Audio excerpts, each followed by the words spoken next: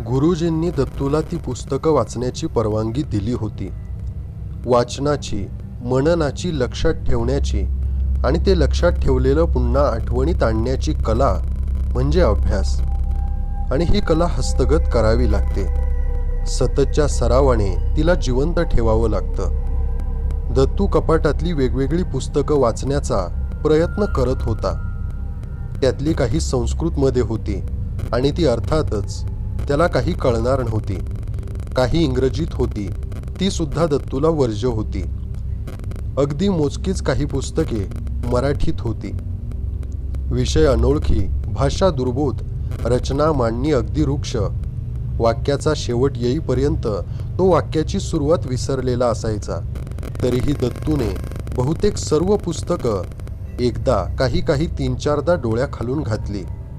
कारण त्या पुस्तकांमधल्या आकृत्या आणि चित्र, त्या आकृत्यांमध्ये त्रिकोण होते, पंचकोन होते, वर्तुळे, सरळ वाहत्या नागमोडी टिंबांच्या काटेरी रेषा होत्या, लाल पिवळे रंग होते.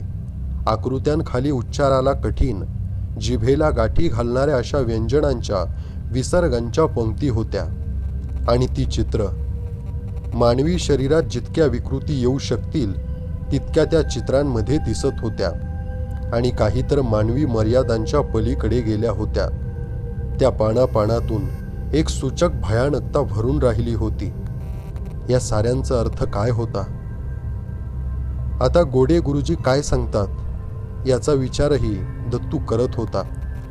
बुलढाण्याला खेप झाली की तो आता त्या गावंडे बुक सेलरची गाठ घेणार होता.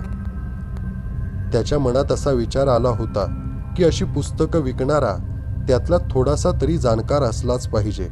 त्यामुळे त्या बुक सेलरकडून आणखी काही मिळते का हे दत्तू पाहणार होता. आता हा जखोबा. दत्तूने पुस्तकांची कपाटं उघडली तेव्हा त्याला आश्चर्याचा जबरदस्त धक्का बसलेला दिसला. किल्ला कोठे ठेवल्या होत्या हे त्याला माहीत होतं का? की दत्तूच्या हाती किल्ल्या पडल्या हे त्याला आवडलं नसावं. जखोबा आजोबांच्या कितपत विश्वासातला होता? केवळ नोकर होता की या कामातला त्यांचा सहकारी होता? दत्तू विचार करत होता. ज्या वाड्यात एक चोरवाट होती तिथे इतर अनेकही चोरवाटा असू शकतात. या जखोबाला त्या नक्कीच माहीत असल्या पाहिजेत. या जखोबाला नक्की आणखी काय काय माहीत होतं? तसा हा जखोबा होय मालक, नाही मालक, पाहतो मालक या पलीकडे आजपर्यंत जास्त काही बोलला नव्हता. दत्तूने विचार केला की या जखोबाचा विश्वास संपादन केल्याखेरीज त्याचं तोंड उघडणार नाही. पण म्हणजे आजोबांचं अनुकरण करायचं, जखोबाचं तोंड उघडायचं म्हणजे आपण आजोबांप्रमाणे वागायचं. नातेवाईकांना निमंत्रण टाकणं ही जखोबाला बोलकं करण्याची नामी संधी आहे असं दत्तूला वाटलं. पत्र टाकल्यानंतर 2-3 दिवसांनी एका सकाळी चहा घेता घेता तो अगदी सहज म्हणाला, जखोबा, कालपासून तुला सांगीन म्हणत होतो पण राहूनच गेलं. आपल्याकडे काही पाहुणे येणार आहेत. म्हणजे तसं ते पहिल्या मालकांचे नातेवाईकच आहेत. आता 7 जणांना पत्र टाकली आहेत. त्यापैकी किती जण येतात ते 4-5 दिवसात समजेलच. पाहुणे? मालकांचे नातेवाईक? जखोबा आव असून दत्तूकडे पाहत होता. हो, आजोबांची एक डायरी सापडली होती.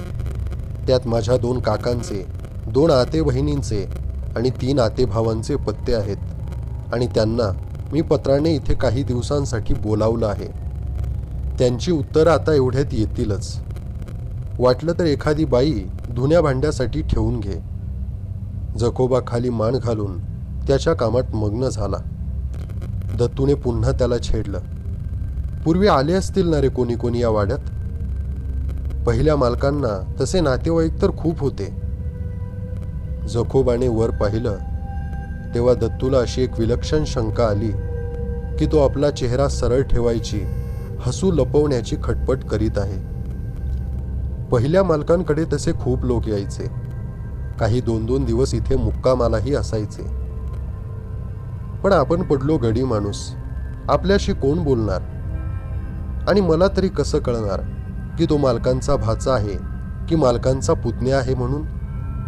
जखोबा सरळपणाने काहीही कबूल करत नव्हता. तो अगदी आडवळणाने दत्तूशी बोलत होता. म्हणजे पूर्वी नातेवाईक येऊन गेले होते. जखोबाला ते पुरं माहीत होतं, पण आता कोण कोण येणार आहे हे मात्र दत्तूने त्याला सांगितलं नव्हतं. दत्तू उठत म्हणाला, मी तुला नंतर सांगेन की कोण कोण येत आहे ते. दत्तूच्या अपेक्षेप्रमाणे त्याच्या पत्राची उत्तरं एक एक 2-2 दिवसांच्या अंतराने आली. सर्वात पहिलं पत्र आलं ते शंकररावांचं. पत्र त्याच्या हातात पडता क्षणी त्यांनी उत्तर लिहिलेलं दिसत होतं. दत्तूने पत्र वाचायला सुरुवात केली. चिरंजीव दत्तोपंत यास. आपले पत्र वाचून विस्मय वाटला. अर्थात आमच्या घराण्याचा पूर्व इतिहास आपल्याला माहीत नाही. असो, माझे चुलत बंधू मुकुंदराव हे गेली 3 वर्षे पक्षाघाताने आजारी आहेत. तेव्हा मला त्यांचा कोठे जाण्याचा प्रश्नच येत नाही. माझी आणि काकांची शेवटची भेट म्हणजे गोविंदराव दस्तांची अगदी 40 वर्षापूर्वी झाली होती. मला माझी काकू वारल्याचं समजलं म्हणून माझ्या आईने आम्हा दोघांना गोविंदराव दस्तांकडे पाठवलं होतं. तसे आम्ही दोघं वयाने लहानच, दोघे भाऊ बिचकतच गेलो होतो. आम्हाला वाटलं होतं की आमचे काका पत्नीच्या निधनाने शोकात असतील, दस्तांच्या घरचं वातावरण गंभीर असेल. पण कसलं काय, आल्या आल्या गोविंदरावांनी आम्हाला विचारलं, काय काम आहे तुमचं? त्यांना सगळं माहीत होतं की आम्ही कशासाठी आलो आहोत, पण ते मुद्दाम आमची फजिती करत होते. आणि मग मीच बिचकत म्हणालो, काका, काकू वारल्याचं ऐकलं म्हणून आईने भेटायला पाठवलं होतं. आणि शोकाचा खोटा आविर्भाव करीत गोविंदराव म्हणाले, छे छे, ती गेली, आता कायमची गेली. मी कसे दिवस काढायचे रे पोरांनो? आणि मग तोंडावरचे हात खाली घेत ते खड्या आवाजात म्हणाले, माझं सांत्वन करायला आरात होय रे पोरांनो? मृत्यू म्हणजे काय याची तुम्हाला जरा तरी कल्पना आहे का? आणि गोविंदरावांच्या डोळ्यात एक चकाकी आली. अरे जाणारा जातो, कोठे जातो?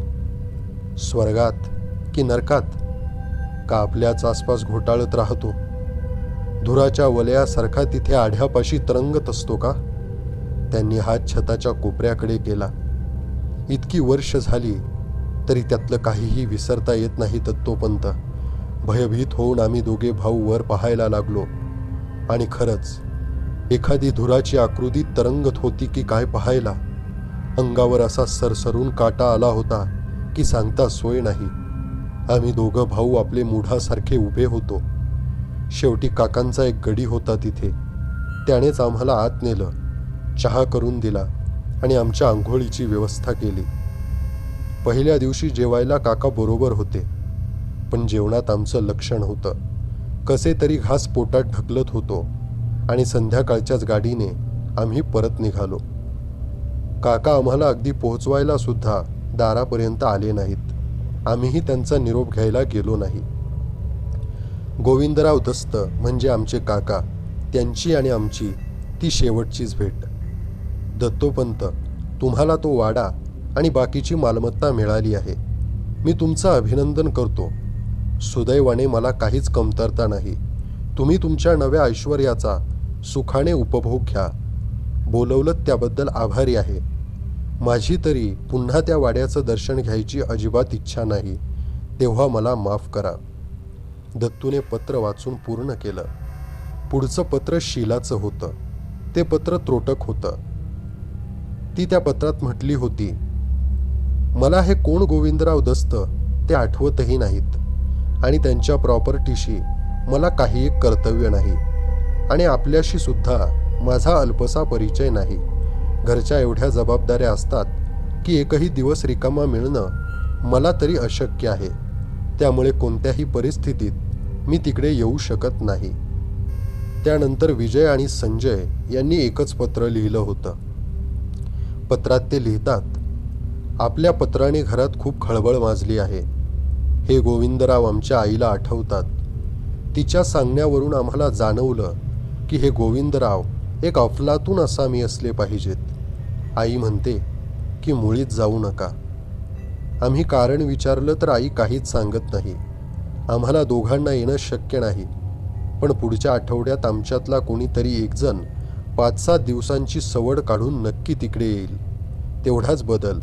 आपल्या आमंत्रणाबद्दल आपले हार्दिक आभार. आमच्यापैकी कोणीतरी नक्की येईल. गोपाळला पाठवलेलं पत्र तसंच परत आलं होतं. तो अविवाहित सडाफटिंग होता. नोकरी बदलली की गाव सोडलं. त्याचा प्रश्न आता मिटला होता. त्याचं उत्तर येणार नव्हतं. दत्तूच्या यादीतली एक वगळता सर्व नावं आता खोडली गेली होती. एक नाव उरलं होतं, सविता दस्त. दत्तूला ती काळी गोरी उंच ठेंगणी कशी होती माहीत नाही. त्याला फक्त ती येणार आहे की नाही हे जाणून घेण्यात उत्सुकता होती. आणि काही दिवसांनी तिचंही पत्र आलं. तिने लिहिलं होतं, मायना काय लिहायचा इथपासून गोंधळ होतो आहे. तिकडे यायचं का नाही याबद्दलही मनात गोंधळ आहे. त्याचं कारण असं की 8-9 वर्षापूर्वी मी शिवपूरला दस्तांच्या वाड्यावर आले होते आणि आजोबांच्या बोलावण्यावरूनच आले होते. केवळ नशीब म्हणून त्या वाड्यातून सही सलामत वाचले. मला आई बाबा कोणीही नाहीत. इथल्याच एका लेडीज हॉस्टेलमध्ये मी लहानाची मोठी झाले आणि तिथेच आता सेवक म्हणून काम करीत आहे. तुमचं पत्र मिळाल्यानंतर पहिली प्रतिक्रिया ही झाली की पत्राचे तुकडे तुकडे करून ते जाळून टाकावेत. पण मग मी स्वतःला सावरलं. दत्तोपंत, तुम्हाला काहीच माहीत नाही. तुम्ही इतरही नातेवाईकांना पत्र लिहित आहात हे माझ्या ध्यानात आलं. आणि दुसरी एक गोष्ट ध्यानात आली. इतक्या दिवसात तिथे घडलेल्या प्रसंगाबाबत आजवर मी कोणाशीही चकार शब्दसुद्धा बोललेली नाही. आता मला शंका येते की ते सारं खरोखरीच घडलं होतं का? का ते सगळे माझे भास होते, ते सगळे माझे भ्रम होते? रात्री अपरात्री एखाद्या वेळी जाग येते. ती आठवण आली की मग मात्र रात्रभर झोपेचं नाव नाही.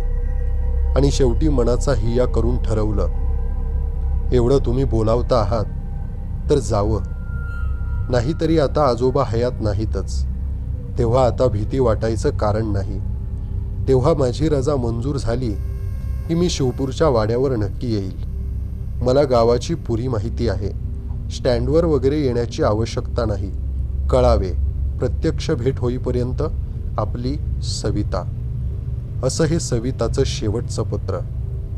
या पत्राने आजोबांच्या स्वभावाच्या अनेक बाजू प्रकाशात आणल्या होत्या. जणू काही सपाट कागदावर आजवर एक नुसतं रेषांची बाह्याकृती होती आणि त्या बाह्याकृतीमध्ये आता रंग भरले जात होते. त्याला त्रिमित घोटीवपणा येत होता. पण या रंगात, या निर्माण झालेल्या आकारात आल्हाददायकपणा नक्कीच नव्हता. पण मनाला अस्वस्थ करणारं असं काहीतरी नक्कीच या पत्रामध्ये होतं.